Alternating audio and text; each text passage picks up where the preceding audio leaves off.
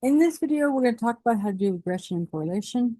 First thing we do is create a scatter plot. To see how to actually create it, you're just going to go into the graphing with R file. That shows you how to do a scatter plot. Then we're going to get a regression equation. To calculate the regression equation, you're going to do a linear model because we're doing linear regression. If we did other ones, we'd have different models we'd do. We're going to do a linear model, dependent variable, tilde, your independent variable, or response variable, tilde, your explanatory variable. Um,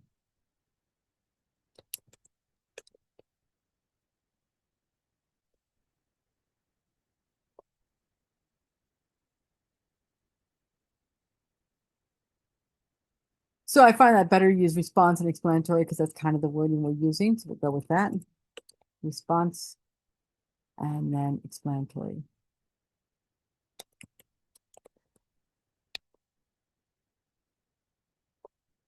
And this LM out is a way to kind of save it as something so we can use it later. So it's nice to kind of save it in this way. And then you just type in LM out to actually print out what you want to do. So here's an example. We're going to find a linear model for the amount of gas used based on the temperature. So we're going to do a linear model of gas consumed. So let's clean out our data set first, our data frame. Let's go ahead and run our setup one because we're still using Mosaic. Here's our gas data set that we're using.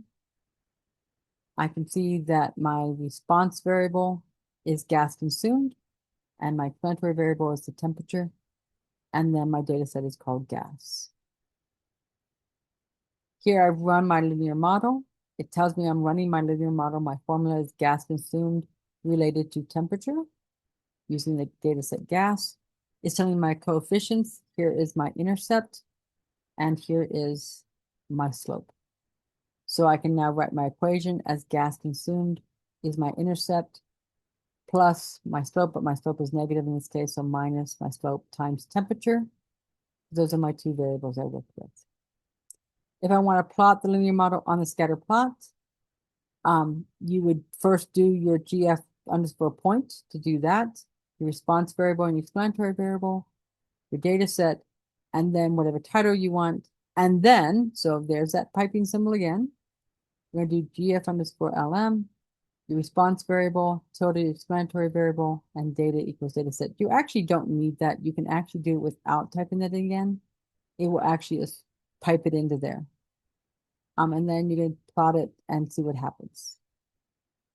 So as an example, let's go and do that. So I'm going to show you, I actually don't need to type this in here because it will just use that from the old one. I can then run this. And there is my regression line right on there for me. Okay. Residuals, define and plot your residuals. You're going to use your LM out. Again, I'm going to call this response variable and explanatory variable.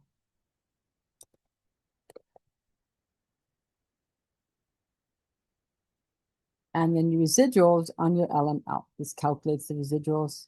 If you want to plot them, you do a GF point, your residuals on that LM out.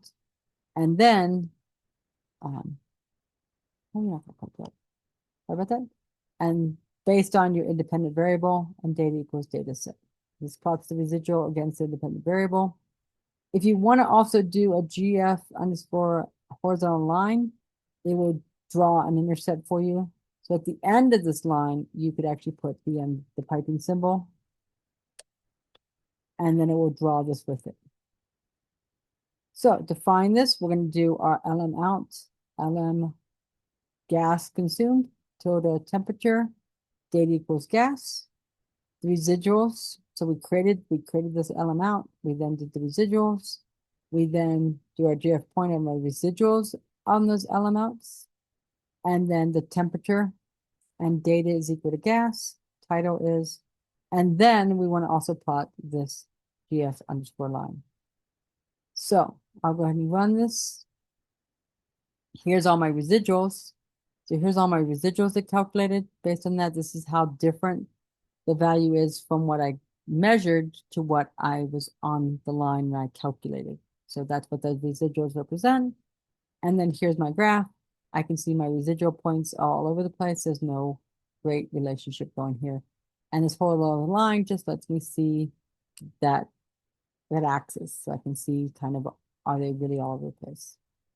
Coefficient of determination, to calculate the coefficient of determination, make sure you've got that LM out calculated. Then you do R squared of that LM out. And then to do your correlation coefficient, you actually do your,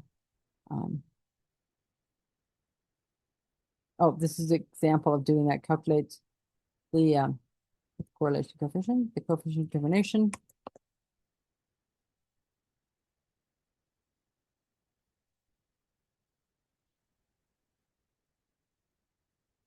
So if I want to do that coefficient of determination for that,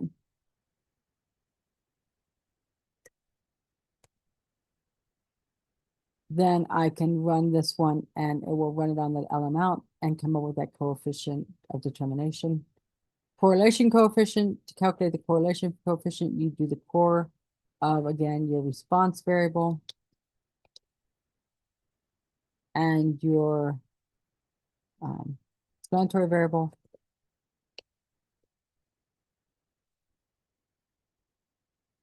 And your data equals your data set.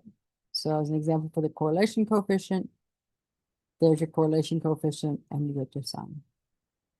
And that's it.